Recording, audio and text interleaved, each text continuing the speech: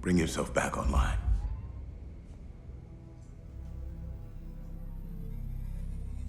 The second episode of Westworld Season 2 was fittingly titled. Several characters had reunions throughout the episode, including William and Dolores, Dolores and Logan, and William and Lawrence, but the main theme of the episode was William's biggest mistake, or in Dolores' eyes, William's secret weapon. The episode focuses on how Westworld, 35 years ago, secured its funding from Delos, the investment company that is now controlled by William. Like in Episode 1, the episode begins with another flashback featuring Arnold and Dolores. Dolores awakens to find a city landscape in front of her, most likely somewhere in China. My guess would be Hong Kong. We learned in Episode 1 that Westworld is located on an island somewhere off the coast of China. Dolores is in awe of the bright lights, and Arnold asks her if she knows where she is, and she responds that she is in a dream. Arnold corrects her and says that Dolores is in our world. Arnold then tells Dolores that he enjoys seeing the world through her eyes, because after a while, the real world doesn't look like anything at all. They are interrupted by a middle-aged Dr. Robert Ford, played by Anthony Hopkins, who asks Arnold if Dolores is ready. We learn that Arnold and Ford were organizing a demonstration of their hosts in order to convince Logan Delos to invest in Westworld. Arnold says that Dolores is not ready, which frustrates Ford. He feels that Arnold is playing favorites with Dolores, and he would be right, but Arnold insists that he is not, that Dolores is simply not ready, and that Delos will be floored with or without her. Before the demonstration, Arnold takes Dolores to his house. He says he must keep both of his worlds in arm's reach, although admitting he rarely spends time in the real world anymore. While walking through Arnold's house, Arnold tells Dolores that she reminds him of his son Charlie, who is the cornerstone of Arnold's motivation with the hosts. Like Charlie, Dolores can still see the possibility in the real world. Since Dolores is essentially a child, Arnold's child, she has that same childlike innocence and wonder like Charlie. They can both see the beauty in the real world, an ability that Arnold believes that most people have lost. He says that humanity might not deserve this world anymore. Here we can see the beginning of Arnold's idea that the hosts are superior to human beings, and it's also the beginning of Arnold's plan to free the hosts from humanity's control. A plan that goes terribly wrong and ends with his suicide, but a plan that was continued on by his friend Dr. Robert Ford. At this point in the Westworld time period, it appears that Robert Ford is more concerned on securing funding for Westworld and doesn't really view the hosts as real. It is not until Arnold's suicide that he realizes what must be done. It was when Arnold died, when I suffered, that I began to understand what he had found. To realize I was wrong. Before they leave, Dolores is once again overlooking the city and asks Arnold if he's ever seen anything so full of splendor. This is a line that was repeated from the opening scene of the episode, also said by Dolores, and it's a line that was probably written for her by Arnold. In this moment, Arnold is disappointed because he realizes that Dolores is not yet fully conscious. Later, we are reintroduced to Logan Delos and William, who are in the same city as Arnold, Ford, and Dolores. Moments before the Westworld demonstration, Logan is met by two Westworld representatives, a new character named Akecheta, and Angela, a reoccurring character from Season 1, who is also a host. Logan questions why he should invest his money in their company. He says that there are dozens of startups after his money, all dealing in some form of artificial intelligence, augmented reality, and virtual reality. Angela tells Logan that what they are offering is something more tangible. After being brought into a room filled with people, he is challenged to pick out the one host in the crowd. He correctly deduces that Angela is a host, but soon learns that every person in the room, including Akecheta, is a host. Clementine is even spotted playing the piano during the demonstration. Logan is floored and saying that nobody can do this, claiming that humanity is not here yet. Angela tells Logan that they are here, and that all of the hosts are there for Logan. Arnold and Ford have successfully convinced Logan to invest in the park by appealing to his intellect and also his lust. Later that night, Logan is seen sleeping with the host Angela. Dolores is spying on them, wearing the same dress from the first scene with Arnold. Dolores was assumedly supposed to play Angela's role during the presentation, convincing Logan to invest in Westworld and then taking him to bed. But Arnold saved her from this dehumanizing task. One of the main disagreements between Ford and Arnold in their younger days was the decision to allow investors to invest in the park. Ford tells Teresa Cullen that Arnold begged him to keep the money people out. Ford knew that Delos would be a necessity if Westworld ever wanted to thrive, and that Delos didn't really understand what they were paying for anyway. But I told him we'd be fine, that you didn't understand what you were paying for. It's not a business venture, not a theme park, but an entire world. We designed every inch of it. Every blade of grass. Later in the episode, we are introduced to James Delos, the original founder of the company. James is the father of Logan and also the father-in-law to William. William has brought him to the park to try and convince him to buy it out entirely. He tells James that the park is losing money, which would give them leverage in the negotiations. They can dictate the terms of the buyout. This scene most likely takes place after William and Logan's adventures throughout Westworld in Season 1. Logan mentions in Season 1 that Westworld was hemorrhaging money after Arnold's suicide. In the season finale, William tells Logan that he is going to invest Delos' money in the park, but Logan protests, claiming that Delos will be his company and he will not allow it. But William has plans to replace Logan as the future CEO of Delos, in which he succeeded. I think your father's gonna need someone a little more stable to take over. You're reckless, Logan.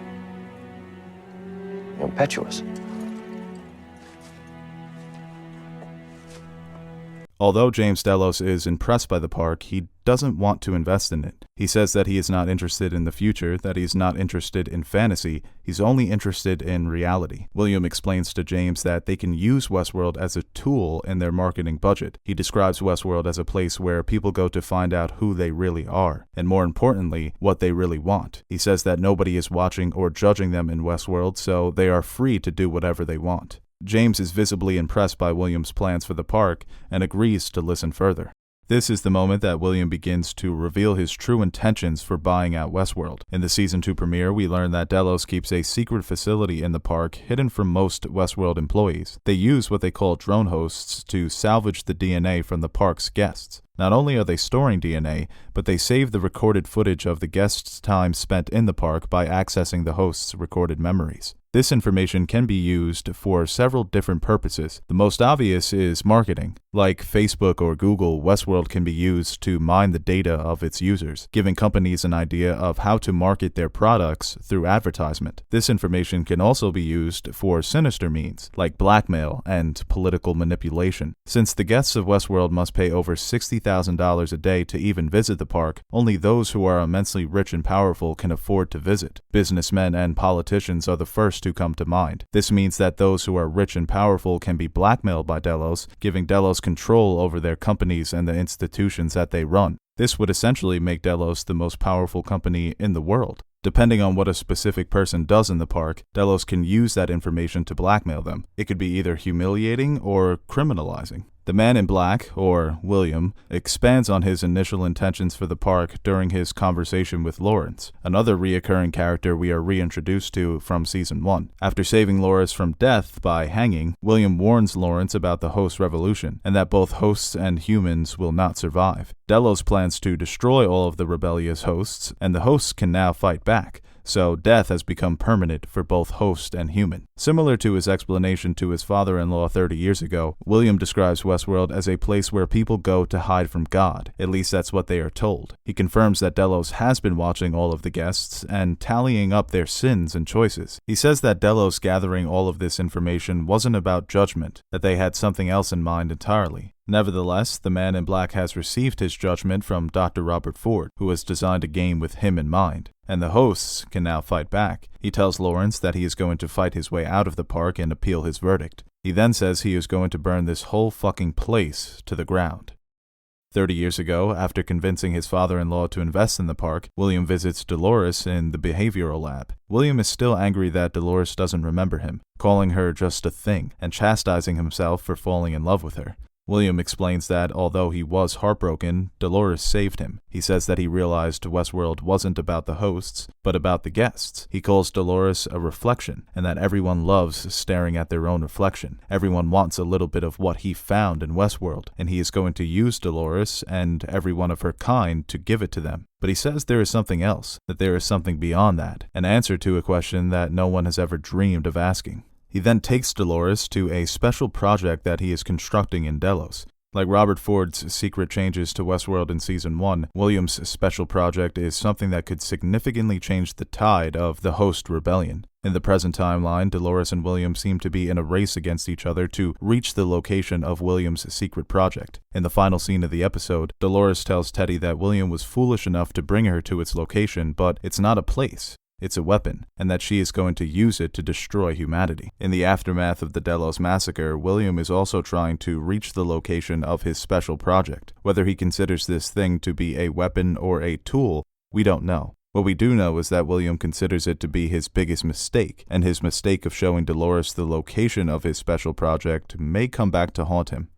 Dolores begins this episode by storming the body shop in Sector 19 of the park. In the previous episode, she sent Angela to find the body shop so that she can show Teddy his true nature. Teddy learns of his many deaths and resurrections and becomes furious. He slams one of the body shop employees against the wall and demands to know why he did it. The employee responds that the park is just for fun. Before Teddy is shown the truth, Dolores is confronted by one of the Delos board members who claims that Dolores cannot win because she doesn't know the truth of the real world. Dolores responds that she does know the truth because she has been there before. Throughout the episode, we see Dolores in several different time periods of the Westworld timeline. She appears during the aftermath of the Delos massacre, like in this scene. She also appears in flashbacks 35 years ago during her scenes with Arnold, and flashbacks that are occurring 30 years ago during her scenes with William and Logan. These moments from Dolores' past can be seen as Dolores accessing her memories. She was present when Logan first invested in the park. She is also present during the moment where William convinces James Delos to buy out the park entirely. There is even a scene during the retirement party for James Delos where Dolores is playing the piano,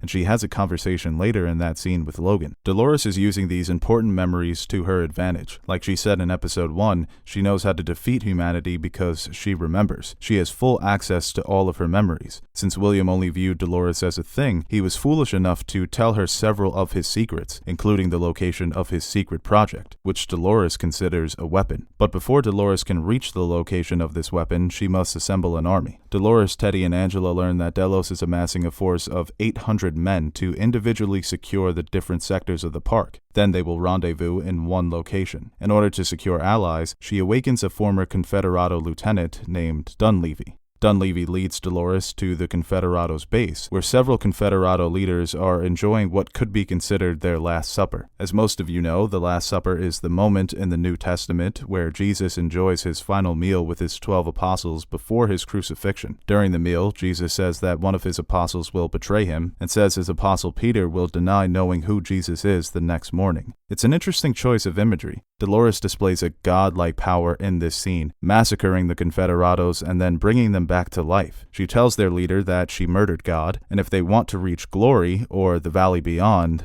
they need to follow her. Dolores has become their new god. Speaking of betrayals, Teddy appears to be having second thoughts about Dolores' revolution. Before Dolores and Teddy reach the Confederado base, they run into the host, Maeve, who is traveling with Hector Escanton and Lee Sizemore. Dolores says that she remembers Maeve and can only fathom the revenge that lives inside of her.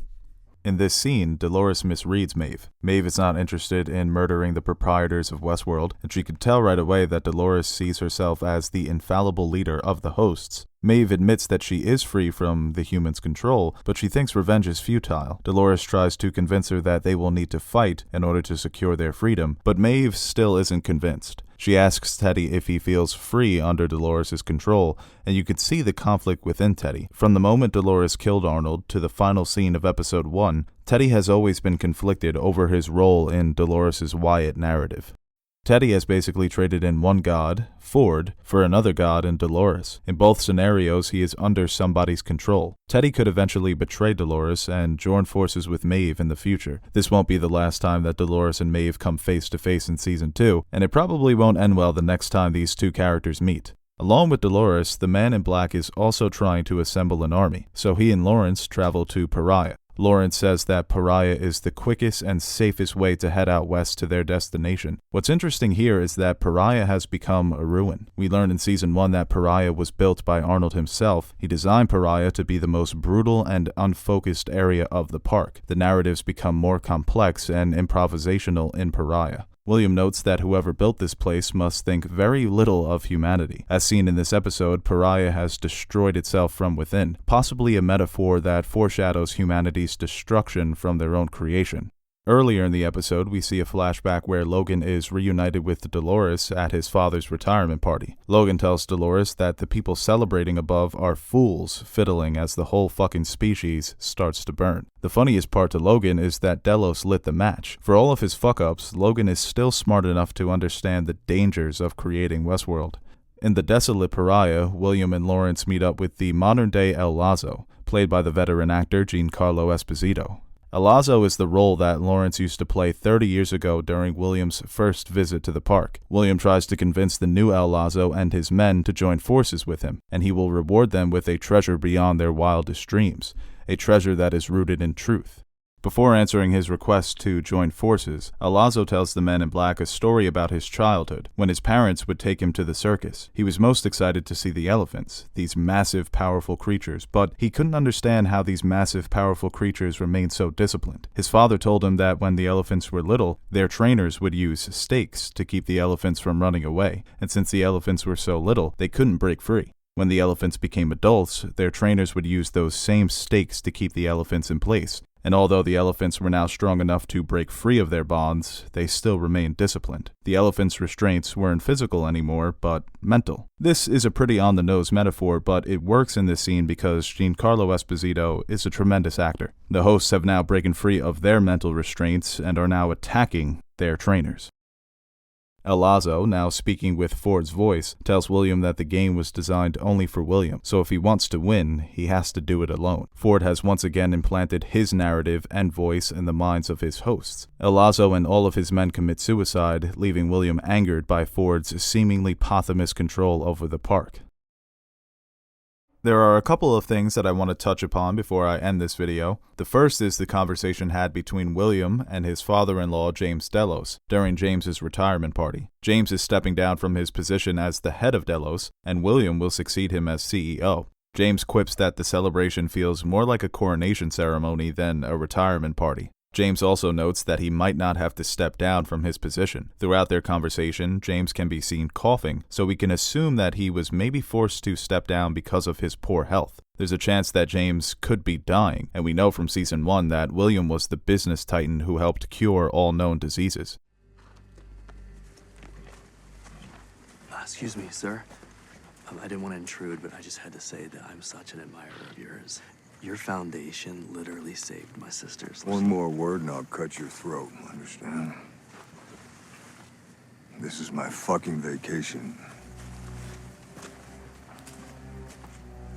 Maybe at this point in the Westworld timeline, these cures haven't yet been developed, but it appears that they are on the brink of this scientific discovery. William tells James that he needs to be patient, so it seems that William may be working on a cure, but James claims that he doesn't have as much time to be patient as others. It's also interesting to note that Arnold's son Charlie may still be alive during this flashback scene with Dolores. Arnold talks about his son as if he is still alive. So maybe both James and Charlie missed the window to be cured from their respective diseases. We also get our first look at William's wife, the daughter of James Delos and sister to Logan Delos. We also see William's daughter Emily, who approaches Dolores at the piano and calls her beautiful. This is obviously years before William and his wife and his daughter had a falling out. It's implied in Season 1 that William's wife committed suicide and his daughter blames him for her mother's death. Last year, my wife took the wrong pills. Fell asleep in the bath. Tragic accident. 30 years of marriage vanished. How do you say it? Like a deep and distant dream. Then at the funeral, I tried to console my daughter. She pushed me away. Told me that my wife's death was no accident, that she killed herself because of me. Emily said that every day with me had been sheer terror. Any point I could blow up or collapse like some dark star. So, what did you guys think about the second episode of Westworld Season 2? I thought it was a great episode that further established the lore behind the beginnings of the park, while also introducing new important characters. The episode provided us with some satisfying answers, but also gave us even more interesting questions moving forward. Let me know your thoughts in the comment section below. And remember, every Wednesday you can listen to our full spoiler discussion of that week's episode, either here on YouTube or on SoundCloud and iTunes. Thank you guys for watching.